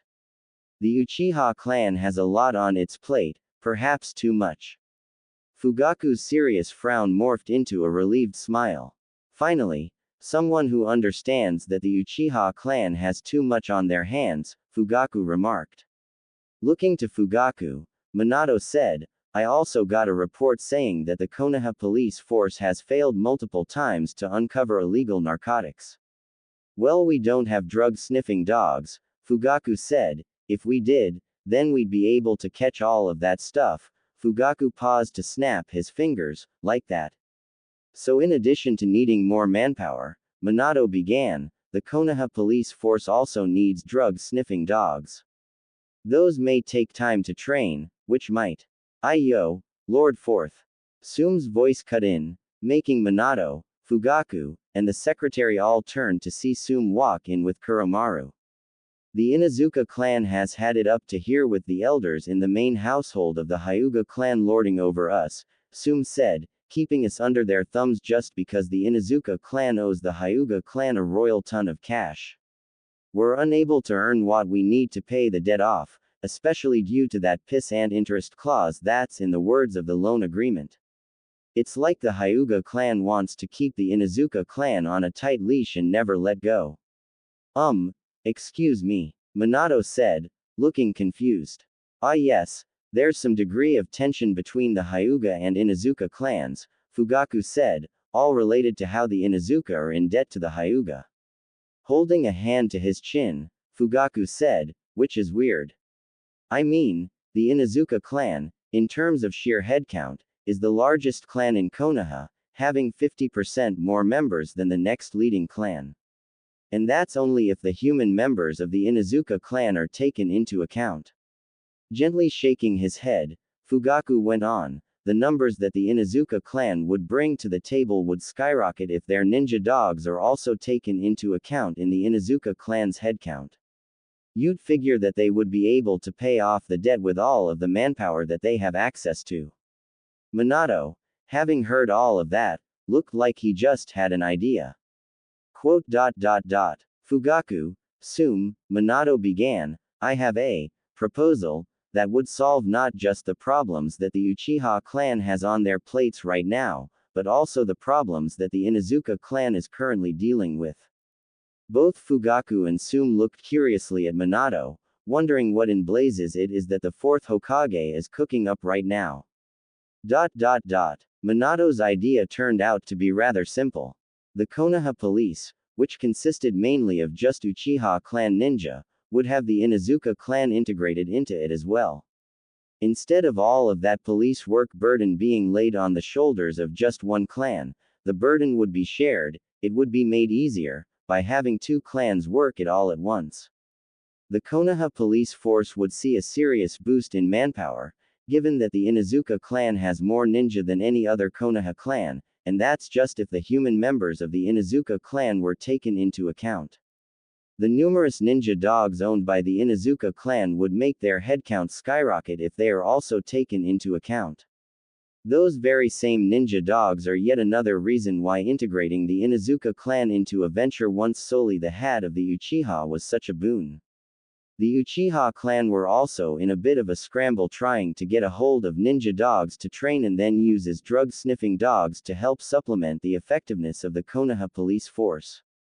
The Inuzuka clan has at least one ninja dog per ninja, as their clan techniques revolved around joint attacks carried out with the aid of a ninja dog partner. Some Inuzuka clan ninja even had more than one ninja dog. Sum's daughter Hana, about as old as Fugaku's son Itachi, actually owned 3 ninja dogs. The Uchiha clan won't be wanting for quality canines. What ended up being especially fortuitous for the Uchiha clan was the fact that some of the Inuzuka clan ninja dogs already had drug-sniffing training. The ninja dogs already with drug-sniffing training actually exceeded the minimum base number the Uchiha clan needed to have ready, so they were able to integrate drug-sniffing dogs into the police force right away. As for the Inuzuka clan benefiting from this deal, they got an additional source of income, which will allow them to finally escape debt. The Inuzuka clan's debt to the Hyuga clan was actually bought by a joint team of the Uchiha clan and the office of the Hokage, and the debt was kept at a flat amount with no tricky interest business to speak of. This integrating of the Inuzuka clan into the Konoha police force had the dual benefit of not only earning the office of the Hokage further gratitude from the Uchiha clan, but the gratitude and respect of the Inuzuka clan. Fugaku and Sum were among the many Konoha shinobi who saw Minato as a man that they would follow to hell and back. Minato had a feeling that he'll be needing all of the support that he could get in the future. Later on at the academy, Sasuke was in a pretty good mood. After all, there was a girl who was attending the academy who actually caught his eye. A cute, kind girl who had in her many of the traits that Sasuke felt made her, well, a great girl. He intended to talk to her, tell her how he felt about her, then ask her if she would like to go out with him. Eventually, Sasuke found the girl in question, although he saw her from behind while she was talking to Kiba Inuzuka, with his ninja dog Akamaru standing next to him. Sasuke approached, arriving just in time to hear Kiba say to the girl, "So yeah, I'm sorry that my mom had taunted your grandpa a little bit after my clan had escaped being in debt to your clan." "Oh, my father was rather unamused with how the elders of our clan were trying to keep your clan in debt to us," the girl replied. Excuse me," Sasuke spoke up. Kiba perked up, as did the girl he was talking to. She turned around, and showed herself to be Hinata Hyuga. "Oh, you're that Sasuke guy," Kiba began. "Is there something either of us can help you with?" Hinata asked, looking curious. Sasuke cleared his throat before speaking. Hinata. Right. Sasuke began. "Listen, well that is to say, As Sasuke fumbled, Kiba, a dawning look of realization on his face, couldn't help but crack an amused smirk. "Oh, don't tell me that you're trying to confess to Hinata," Kiba said, looking like he was trying to contain some laughter. Unable to hide his blushing, Sasuke said, Yes." Hinata was surprised, but she was able to regather herself. "Oh, that's very flattering, Sasuke," Hinata replied, honest. "But I already have another boy who I'm in love with. And he's actually showing that he likes me in return. I'm really sorry." Sasuke, though feeling crushed, nodded once and accepted the response. "He must be one stand-up guy," Sasuke remarked. "It's Naruto," Kiba spoke up. Sasuke knew who Naruto was, although Naruto was a quiet and reserved boy who was kind and regularly showed politeness. All of that belied how Naruto was sharp as a kunai at studies, as well as how he already had a number of jutsus down pat. Naruto was also the only person who had been able to beat Sasuke at sparring. Their record against one another was about even. Even though Sasuke failed to get Hinata, in a way he still felt satisfied. After all, he saw Hinata as a top-quality girl, and as such she deserved the best. If it wasn't Sasuke, then it was going to have to be Naruto. Sasuke saw no other student in his year at his own level aside from Naruto. The perfect person to measure himself against, Naruto kept Sasuke sharp as Sasuke wanted to be the best. To Hinata, Sasuke said, "Yeah, Naruto is a great guy. I bet you'll like being with him." Hinata nodded once in thanks to Sasuke. "Thanks," Hinata replied. "You know Sasuke, it's quite obvious that a lot of other girls here at the academy like you. I bet you'll have no trouble getting one of them to wanna go out with you." Sasuke nodded in acknowledgement, thanking Hinata for the vote of confidence. But there was no other girl at the academy like Hinata. She was kind, gentle, warm, welcoming. All of the other girls at the academy were more sharp, competitive, they fought argumentatively amongst one another. Not exactly appealing to a boy of Sasuke's age. There was no other girl at the academy like Hinata. Ino Yamanaka couldn't believe it. She while secretly spying on the talk that Sasuke-kun was having with that doggy smell boy and shy fatty girl had heard Sasuke-kun confess to the fatty. Sasuke-kun had finally, at long last, confessed to a girl at the academy. Ino in a way felt relieved. Even though it wasn't her who Sasuke-kun had confessed to, she felt that she'd be relieved when he finally confessed to a girl. But Sasuke-kun had confessed to the fatty of all girls. Ino did not know how to process this new information. Sasuke-kun could literally have any girl at the academy he wanted, Ino herself included. And out of all of the possible options, he went with the girl who looks to weigh double what Choji weighs. Ino was so surprised by what she had borne witness to, she failed to notice it when she bumped into two other students. Luckily, it was just Shikamaru and Choji. She knew the both of them as her dad Inoichi wants her to get along with them, due to long-standing traditions that the Yamanaka clan has with the Nara and Akamichi clans, traditions dating back to well over 10 generations. Ino didn't know the exact number off the top of her head, but she was aware that it was more than 10 generations into the past that their clans became friends. Hey, watch it, Shikamaru said. Sorry, I'm just in a bit of a daze, Ino replied. I was secretly watching it as Sasuke-kun had confessed to another girl. So he didn't confess to you, Shikamaru said, having little patience for the games of the heart that girls there at the academy like to play, tough. Gently shaking her head, Ino said, that's not the reason why my mind is having trouble processing things at the moment. Well, it's not the main reason, but that's besides the point. Let me guess, Choji began. Sasuke confessed to Sakura.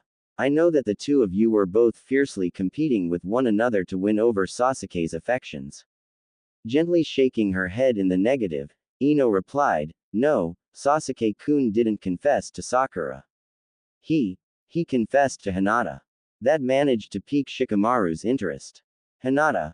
Huh, Shikamaru said, why is that a surprise to you? Have you seen Hinata? Ino began, she's a total fatty. Even Choji here ain't as big as her. And yet Hinata is the girl that Sasuke-kun confessed to. How does that make sense? Girls have to be thin to count as pretty. First off, you're lucky I'm not going off on you for the comment on my weight, Choji began. Second, girls don't have to be beanpoles to get guys to like them. A girl with extra padding is just as viable of an option for a boy to like as a girl who matches up with your shallow standards of what counts as pretty. Shikamaru, a really quick thought forming in his head, smirked a bit, even though Ino in her freaking out over Sasuke's choice failed to notice the hint of mischief in Shikamaru's smirk. You know, Ino, Shikamaru began, when us boys had to do that event for the mom holiday where we voted on who's the best mom, it was Sasuke who had nominated Mrs. Akamichi. That caught Ino's attention. Really? Ino asked, surprised to hear that it was Sasuke who had nominated Choji's mom. Ino had seen Mrs. Akamichi a few times, and there was no denying that Mrs. Akamichi was a rather plus-sized lady. Oh yeah, it was Sasuke who nominated my mom, Choji said. He also said a lot of nice things about her as well. Sasuke even mentioned that he thinks Mrs. Akamichi is a really pretty lady, Shikamaru said. What? Choji said. Since when? Choji was cut off by an elbow jab from Shikamaru. You'll have to forgive Choji, he's still a little bit embarrassed that Sasuke had said that his mom is a really pretty lady, Shikamaru went on. Choji was able to tell that Shikamaru was lying to Ino, but he wanted him to go along with it for some odd reason.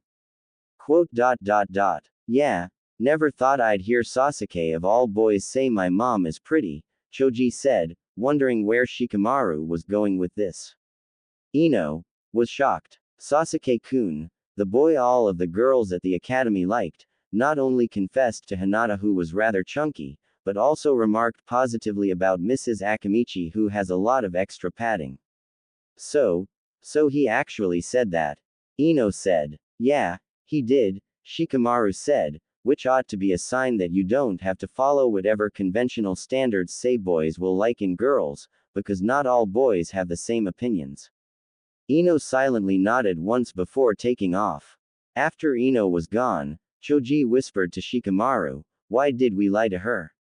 To get her to stop being so shallow, Shikamaru replied flatly, I'm tired of her always harping on about appearances when the three of us are forced to get together. Besides, you said that you don't like her harping on you over your weight, right? This ought to get Ino off of your back. Shoji considered Shikamaru's words for a moment before he ultimately agreed with Shikamaru. Hey, that's a valid point, Shoji said. You've gotta be some sorta genius, Shikamaru. Nah, I'd rather not be a genius, Shikamaru said. It sounds like it'd be such a drag. Later, Sakura was walking along when she came across Ino sitting on a bench under the shade of a tree. To Sakura's mildly piqued interest, Ino had a lot of snacks with her, and she was going to town on them, scarfing them all down. Walking up, Sakura got Ino's attention. What are you doing, Ino? Sakura asked. What's it look like? Ino replied, I'm eating. Arching a wry eyebrow, Sakura remarked, if you eat a lot like that, you'll get chubby. You'll be even more of a pig than you already are. Zip it. Billboard brow, Ino replied, and that's the point of why I'm eating here. Sakura looked surprised. You're trying to get chubby? Sakura asked. Why? Letting out a sigh, Ino said, you're far from the first girl here at the academy that I have had to explain this to. You may not believe me at first, but you'll have to bear with me. Go on, Sakura said, a suspicious, monotone look on her face. Why are you stuffing yourself? I have full reason to believe, Ino began, that Sasuke-kun, believe it or not, likes bigger girls. What? Sakura's response was so flat, it didn't even sound like a question. Seriously, Ino went on, first off, Sasuke-kun had finally confessed to a girl earlier, and it ended up being Hinata of all girls. She ended up turning him down, which is also a shocker, but still. Hinata? Sakura questioned. Sakura is aware enough of Hinata to know she's a nice girl. Also Sakura knows that Hinata has feelings for Naruto, and Naruto has started to show feelings for Hinata in turn.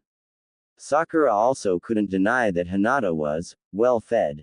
And now Sakura was being told that Sasuke, the boy who all other girls at the academy liked, had confessed to Hinata. Gently shaking her head, Sakura said, okay. But how is? That's not all, Ino went on. Remember that event that the boys had to do for the Konoha holiday where they voted on who's the best mom? Sasuke-kun was the one who had nominated Mrs. Akamichi. I had also heard that Sasuke-kun had said that Mrs. Akamichi is a pretty lady. Sakura was even more surprised. She had seen Choji's mom once, and never before or since had Sakura seen a woman with so much extra padding. Sakura said. Sasuke-kun said that Mrs. Akamichi is a pretty lady. Hinata is a bigger girl, Ino said. Mrs. Akamichi is a bigger lady. Sasuke-kun showed interest in the former and called the latter a pretty lady. What more evidence do we need? Sasuke-kun, as shocking as it may be to realize, likes girls who are chubby. The evidence did make sense. Sakura was rather surprised to learn that Sasuke had a type, and it was bigger girls. Sakura did not know what to make of that. But there was one thing that she did know, however. I need to go get something to eat, Sakura said as she tried to excuse herself. I'm suddenly feeling rather hungry. Glaring at Sakura, Ino said, I'll still be the first to get Sasuke-kun. Good luck with that, Sakura said challengingly before turning around and taking off. Sometime a long time later, it was late afternoon when Minato, accompanied by Shikaku Nara and a few other notable jonin of Konoha were walking back to the village, having returned from a meeting in another land to discuss a possible peace treaty with said land. I think that those talks went smoother than expected, Shikaku remarked. You really think so? Minato asked. Before Shikaku could speak up again, he was cut off when the voice of Inoichi called out, Oi, Lord Fourth. Shikaku. The ninja all turned to see Inoichi come jogging up to them, actually going through the front gates into the village proper for Konoha to meet Minato and company outside of the village. Shikaku saw the urgency in Inoichi's movements, heard the urgency in Inoichi's tone, could see the urgency in Inoichi's expression. What's wrong, Inoichi? Shikaku said. What happened? Something that I'm pretty sure that Lord Fourth ain't gonna like, Inoichi replied. Minato was already on alert. What happened? Minato asked. Yes or no? Inoichi began. Did you approve of the sequestering of the whole of the Uchiha clan into a remote far corner of the village? What? Minato exclaimed. Whose bright idea was that? How could Lord Third permit that while I was out? While Minato was out of the village, Hiruzen was serving as the substitute Hokage, given he was the best option for the role. But then again, he had actually served that role full-time before stepping down and stepping into retirement. Ah, so you did not approve of that, Inoichi replied. Hell no, I would never approve of that. Minato said. Now who's the idiot who's trying to keep the Uchiha clan sequestered off and socially isolated like that? After a thorough investigation, Minato learned that the order for the relocation of the Uchiha clan in Konoha not only came straight from Danzo directly, he also oversaw the move personally. This had raised the discontent that the Uchiha clan felt towards the government of Konoha. And it wasn't just the Uchiha clan who were pissed off. The Inuzuka clan also got pissed off by the move, as they're developing a close relationship with the Uchiha clan, partly due to how the two clans now effectively share the Konoha police force. Additionally, when the report on Minato's investigation went out, a lot of the current discontent in Konoha was aimed at the village elders, Danzo in particular. Minato, with Inoichi and Shikaku both accompanying him, personally visited the Uchiha clan at their new clan compound, the old one having already being used for other things and couldn't be changed back. Minato had personally apologized to a selection of the Uchiha clan's top names, including Fugaku, saying that the relocation of the Uchiha clan was not at all approved of by Konoha's government. Well, it was approved of by at least part of Konoha's government, Fugaku said. The village elders still hold positions of power and authority within the village. Enough so that Danzo was able to order, and have carried out, the relocation of the Uchiha clan within the village. Minato could hear the hurt in Fugaku's tone. Fugaku was feeling hurt by what he saw as Konoha trying to cage up the Uchiha clan. It was the village betraying one of its most prestigious clans. Minato could see Fugaku feeling that way. He couldn't blame the man for feeling hurt, especially after what all the Uchiha clan had suffered due to the government of Konoha. A government that was partly controlled by a trio of elders who were still in power in the village, have been ever since the reign of the previous Hokage. Minato could tell that there was a need for change in Konoha, it needed to get with the times. And the elders, all of them not only out of touch with the times but also showing signs of no change and at worst even refusing to change, were not good for Konoha's continued progress and growth. Well, you aren't the only one who isn't amused with the elders, Minato said, their approval ratings have been dropping over the years. I've been meaning to dismiss them for quite some time now and get a new trio of advisors who are more in touch with how Konoha is today, so that Konoha isn't held back by outdated and old-fashioned views. However, I haven't had the time nor have I found suitable replacements for the elders. Minato then gently shook his head. But this latest brazen act of Danzo's proves that Konoha can't wait for the necessary change, Minato went on. Although this latest offense is mostly on Danzo, the other two elders are just as bad. They're out of touch with how things are nowadays, they're bogged down by prejudice and old-fashioned views. After all, what happened to you and your clan wouldn't have happened under fresher, more understanding and tolerant leadership. Fugaku nodded in agreement with Minato. The trio of elders, Danzo in particular, may not have a care in the world for the Uchiha clan, but the actual head of Konoha, the Hokage, did show care. You really are a great Hokage, Minato, Fugaku said. Really, the only thing bad about your rule is that you still have the elders kept on as your trio of advisors. And I'm going to be dismissing them first thing in the morning, Minato said. Looking for new advisors will be tough, but I'll make it work.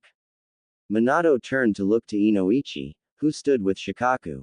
Thanks again for informing me of what happened, Inoichi, Minato said. I probably wouldn't have heard of this until a lot later were it not for you. Yeah, I never trusted that war hawk of a man Danzo, Inoichi said, what with the hate boner he's got for the Uchiha clan. Konoha really has to step up its game to make it up to the Uchiha clan for how they've been screwed over. Shikaku smirked in amusement. Wiser words haven't been spoken, Shikaku said. You ought to be proud of yourself, Inoichi. You had helped to remedy a great injustice here in Konoha. Oh, it's no big deal, Inoichi replied. I was just doing what any person who cares about the village would have done. No, it's a pretty big deal, Minato said. Who knows how badly things could have gone had you not told me immediately about what had been done to the Uchiha. Relax, Lord Fourth, Inoichi said. I'm certain that I hadn't done anything all that big of a deal, and that nothing serious would have changed because of my actions here. Inoichi couldn't have been more wrong. The morning following what had become known in Konoha as Uchiha Gate, a scandal in which the Uchiha clan was royally screwed over by the village elders, Minato had met with a selection of many of Konoha's most prominent Jonin-ranked ninja. Sitting next to Minato was Hiruzen, who to his credit looked guilty, like a man who knew full well actions that were his fault were why the meeting here was even happening in the first place. As many of you may have already heard, Minato began, the Uchiha clan had been forcefully relocated to a remote far corner of the village, as per the word of Danzo Shimura. Bear in mind that this action was not approved of by me, and that if it was proposed while I was in Konoha, I would have shut it down immediately. Yeah, what's with the distrust aimed at the Uchiha? Asked Shibi Aburame.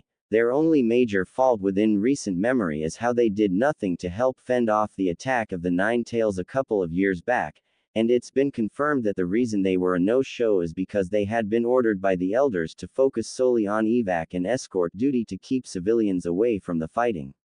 The only blight of mistrust aimed at the Uchiha, remarked Choza Akamichi, and it had been essentially manufactured by the elders. It's as if they're trying to set the Uchiha clan up for a very big downfall or something. There was a chorus of talking amongst the gathered Jonin, showing that a lot of them were not amused at all with the actions of the elders. I would like to take a moment to apologize to not just the Uchiha clan, but to Konoha as a whole. Hiruzen spoke up. It's my fault for failing to do more to convince Danzo and the others to have more open minds, to change their thinking to keep up with the change in times. It's obvious that the elders refused to change their way of thinking, change their ways in general, Shikaku remarked, and a lot of bad policies in Konoha over time can be traced back to choices that they had made. Not just against the Uchiha, but against Konoha as a whole. Was it not one of the elders, began Choza, who, back when Kumo tried carrying out that act of perfidy in order to steal from the Hyuga clan, immediately suggested sacrificing a member of the Hyuga clan in order to appease Kumo when they had first threatened war against Konoha over being embarrassed to have been caught red-handed. Thank goodness that Suna and Iwa had both threatened war against Kumo if Kumo tried to push through with their threats against Konoha, Shibi remarked. It helped to get things back on track in Konoha's favor. Another chorus of talking came up from the gathered Jonin, showing that all of them were all still in agreement over how they were not big fans of the elders. We need folks who we can trust to help Lord Fourth have the best interests of Konoha as a whole in mind, Hiyashi spoke up. Fortunately, I have an idea on at least one person to recommend for the job. And who would that be? Shikaku asked. All eyes were on Hiyashi as he said, I would like to recommend Harold Fisher for the job. Wait, what? Shikaku said, caught off guard by Hiyashi recommending the pink-haired idiot of a man to the position of one of Minato's advisors. Harold, as eccentric as he can be sometimes, has consistently shown that he has the best interest of Konoha as a whole in mind, Hiyashi said, and whereas the Council of Elders was all too willing to send one of my clansmen to their death solely to appease an offending party who was the sole party at fault, Harold prevented said offending party's scheme to steal from my clan and exposed their scheming for the world to see.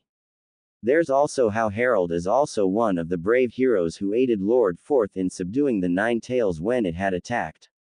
As some of the other gathered Jonin talked, Fugaku cleared his throat.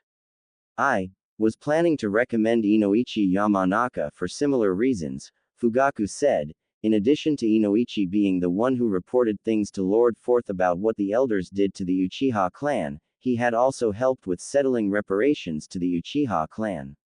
And like Harold, Inoichi is one of the brave heroes who aided Lord Fourth in subduing the Nine Tails when it had attacked. Inoichi is not only a hero of Konoha, but he has also shown that he won't leave any of Konoha's ninja clans out in the dark. As much as I personally think Inoichi would be great for the job, Shikaku began, having him go in without me and Choza there to keep him from showing why he's eccentric, ain't exactly a good idea. Especially since he may very well go in with Harold. You're just jealous of our swagger, Harold said, with Inoichi nodding in agreement. A random Konoha Jonin spoke up, but Harold Fisher and Inoichi Yamanaka are heroes of the village, especially with how they had aided Lord Fourth against the Nine Tails.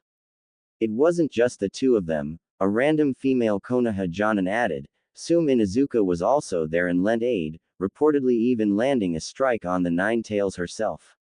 If you call smacking the Nine Tails on the nose with a rolled-up newspaper, landing a strike on the Nine Tails, then sure, Kuromaru muttered under his breath as he sat next to Sume. That's right, another random female Konoha Jonin spoke up.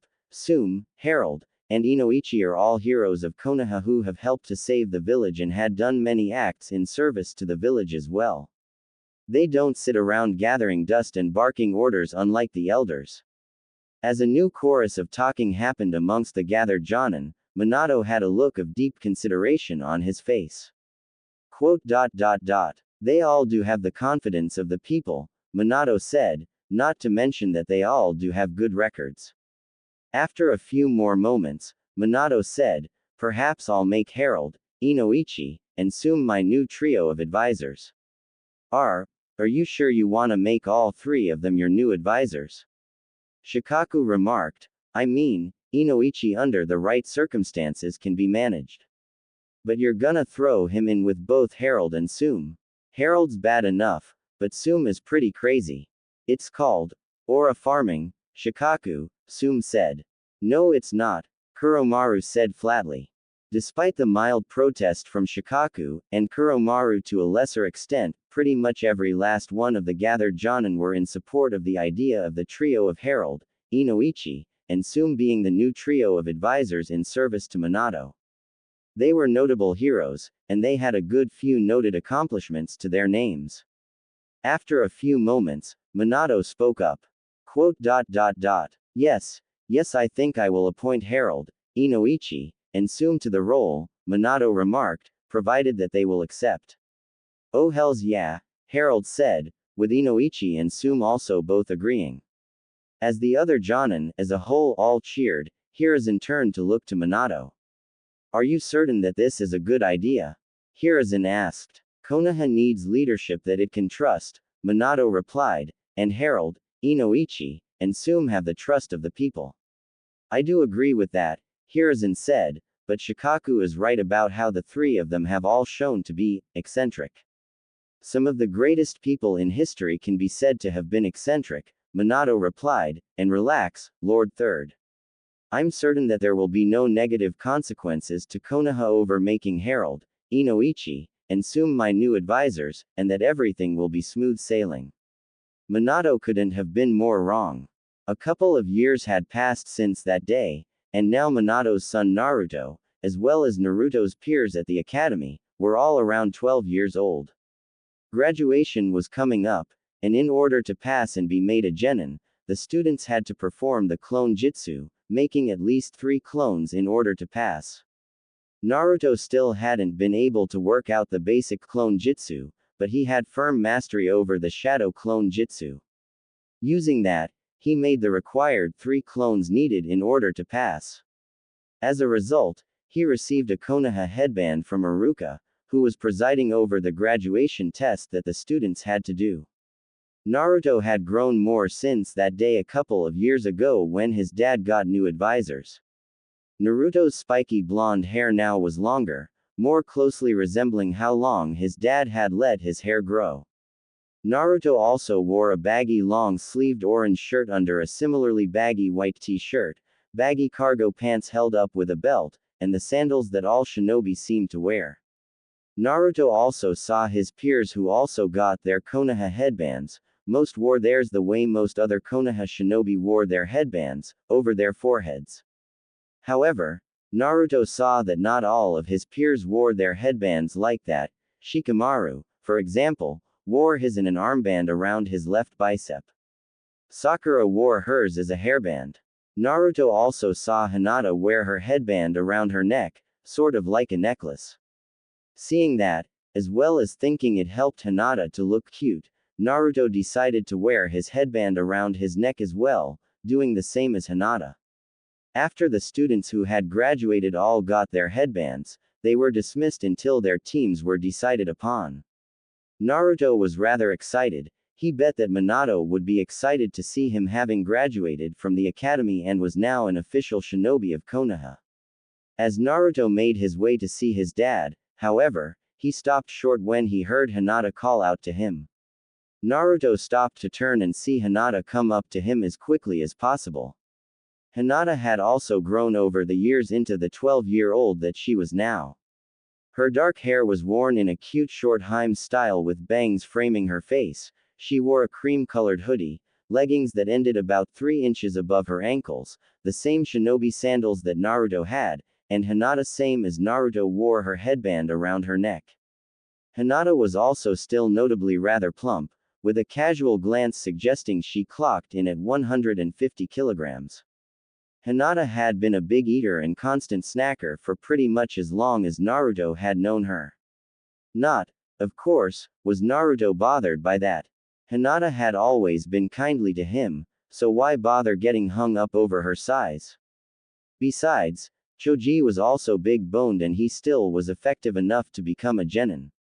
Naruto nodded once to Hinata.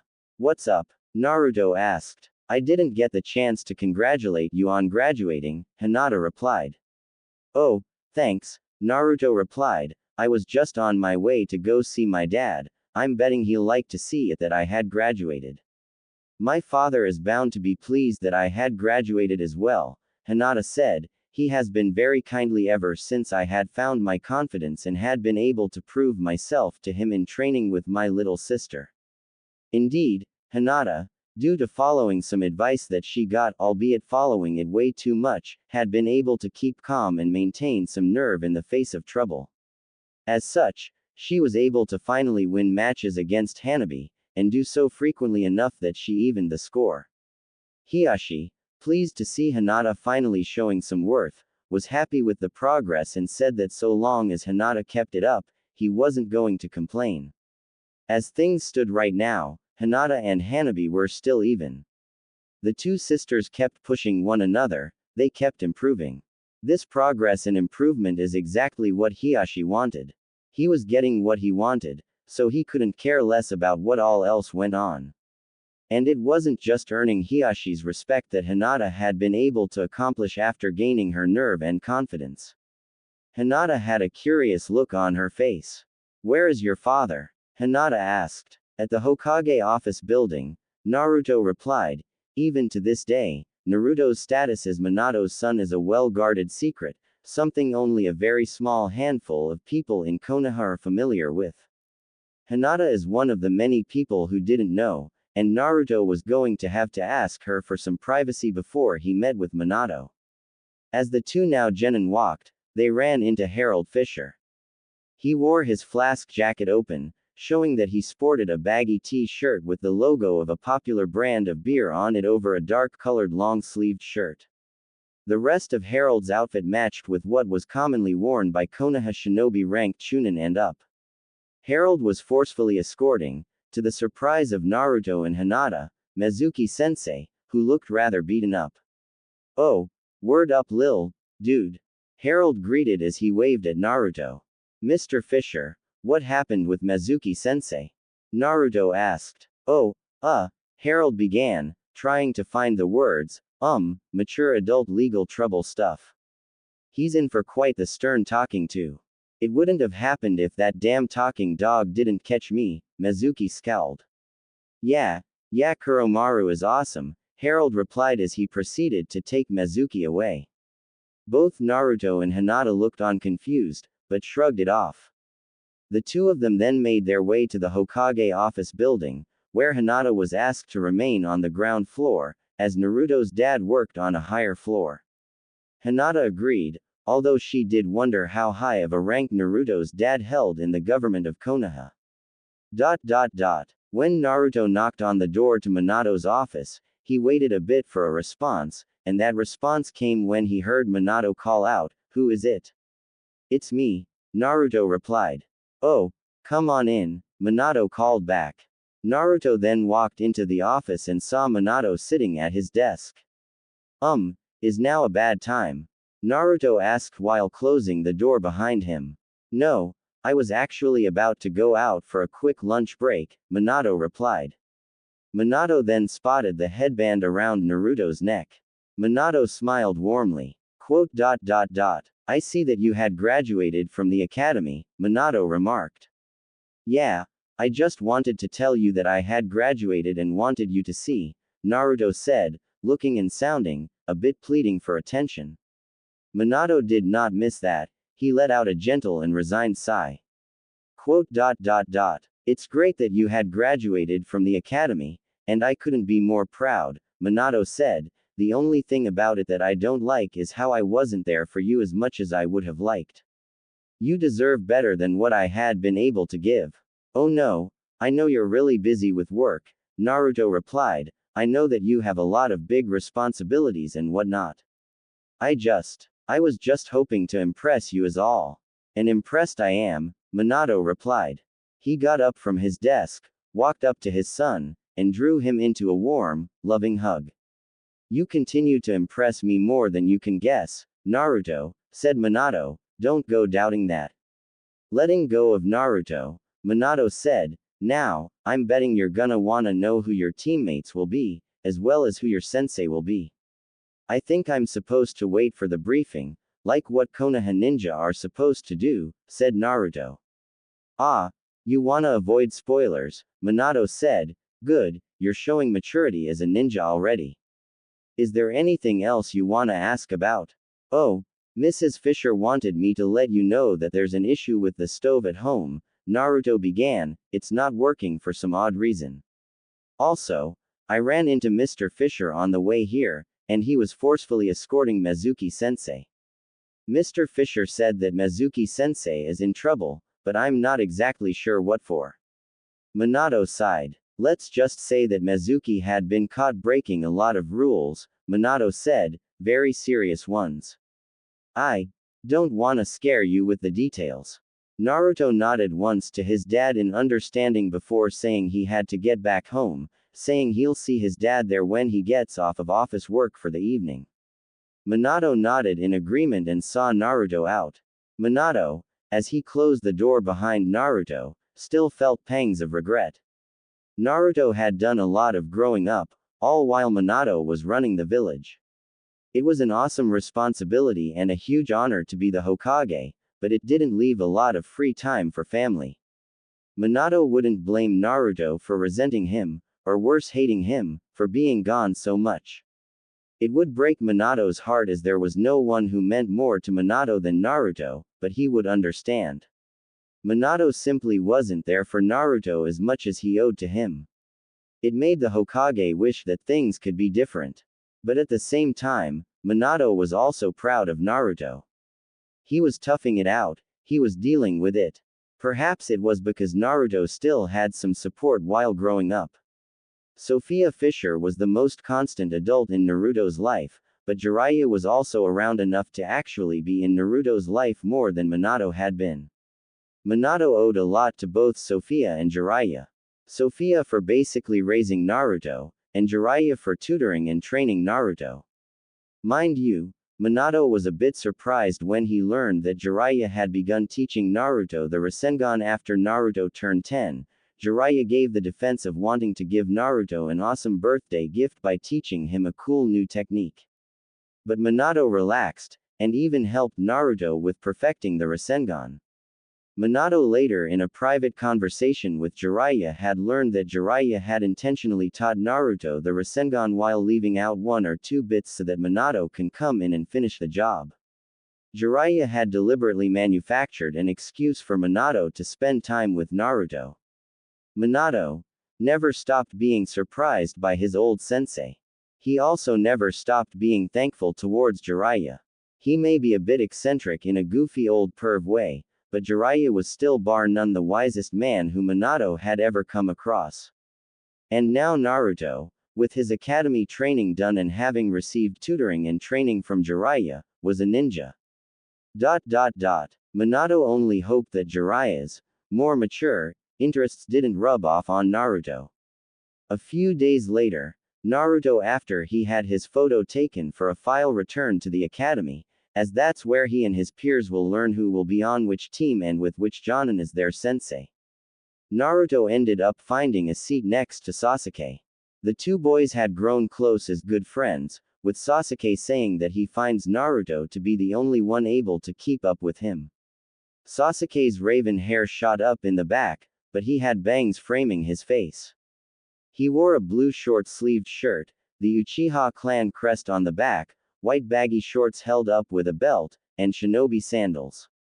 Sasuke wore his headband around his forehead, which was standard for many of the students from Naruto's graduating class. Naruto was about to speak up, but he stopped short when he heard someone sit down next to him on his right side, as Sasuke sat on Naruto's left.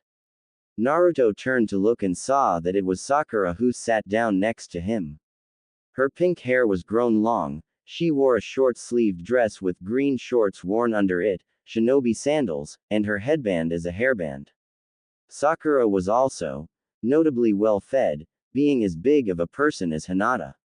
Looking around, Naruto saw that pretty much every last girl in class was as big as Hinata and Sakura. He also saw a good few girls from other classes who were also all tipping the scales. This caught Naruto's attention due to the sheer frequency of it, but Shikamaru told Naruto that it was probably just girl hormones kicking into gear or something. Naruto, never once ever having had a reason to doubt Shikamaru because that guy always seemed to be sharp despite his lazy personality, accepted the judgment and went on with his day. Sakura was one of the very few people in on the secret of Naruto being the son of the fourth Hokage, and kept the secret she did. She also became far nicer to Naruto than she initially was, learning about what all Naruto had to deal with as well as having things explained to her. Granted, Sakura's heart still belonged to Sasuke, and Naruto's initial schoolboy crush he had on Sakura had faded and was replaced with his concern and care for Hinata. But even so, Naruto and Sakura became and remained friends. Naruto even offered to Sakura to help her get with Sasuke, but progress there was slow moving as Sasuke, being the son of the head of one of Konoha's most prominent clans, was often being trained in his clan's techniques. Hopefully that will be resolved soon, though. Eventually, Iruka walked into the classroom. I see that all of you are punctual, Iruka said. Good. You all will need that when you officially start doing work as ninja of Konoha. Holding up a clipboard, Iruka said, now, I will be telling you what your three-person teams will be, and I will also tell you who your Jonin instructors will be. Everyone looked on in eager anticipation as Iruka cleared his throat before he began to read from the clipboard. The first three-man team will be Naruto, Sakura, and Sasuke. Iruka began. You three will be assigned to a Jonin called Kakashi. A few of the girls in class cried out in anguish over class heartthrob Sasuke being assigned to a team right away with another girl. Well, that girl who is Sakura wasn't complaining. The next three-man team, Iruka went on, will be Shikamaru, Ino, and Choji. You three will be assigned to a Jonin called Asuma. Naruto looked around and spotted Ino. She wore a sleeveless purple dress, white shorts under the dress, shinobi sandals, and her headband around her forehead. She had a long blonde ponytail, aside from a length that went down over her forehead. Ino was also a rather plump girl, being as big as Sakura and Hinata.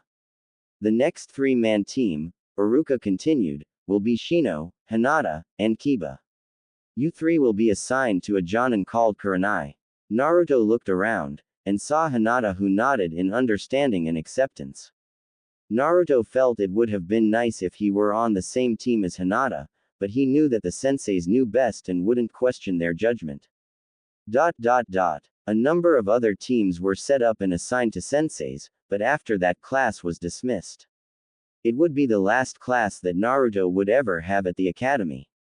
As such, he lingered behind for a bit to speak with Iruka. Iruka-sensei. Naruto began. Iruka's curiosity was piqued by Naruto hanging behind. What is it? Iruka asked. I just wanted to say thanks, Naruto began, for being my teacher while I was here at the academy. You were a great sensei. I'm gonna miss you. Iruka smiled warmly at Naruto's sincerity. You're actually the only student who bothered to remain behind to thank me personally, Iruka said. Sure, everyone thanked me as a collective, but you took time out to speak with me one-on-one. Well, you were there when I needed it, Iruka-sensei, Naruto replied. Iruka understood why Naruto cared about that so much. Naruto grew up with his dad constantly away for work. Iruka was one of the few constant adult figures in Naruto's life. Sure, there was also Sophia Fisher who watched him full-time, and there was also Jiraiya. But Iruka also had a role in Naruto's upbringing essentially. Patting Naruto on the shoulder, Iruka said, Naruto, you're ready. Ready to go out there and be a great ninja. I know you have all of that and more in you. I couldn't be more proud of you even if I tried. Iruka then offered an amused smirk. Now go out there and show why you are among the top names of your graduating year, Iruka said. Nodding once, Naruto said, He then turned around and took off. Iruka could tell that Naruto was destined for something great, but what that was he couldn't tell yet. But he had a gut feeling that it will exceed even his wildest imagination. Naruto, he certainly was the son of the fourth Hokage, alright.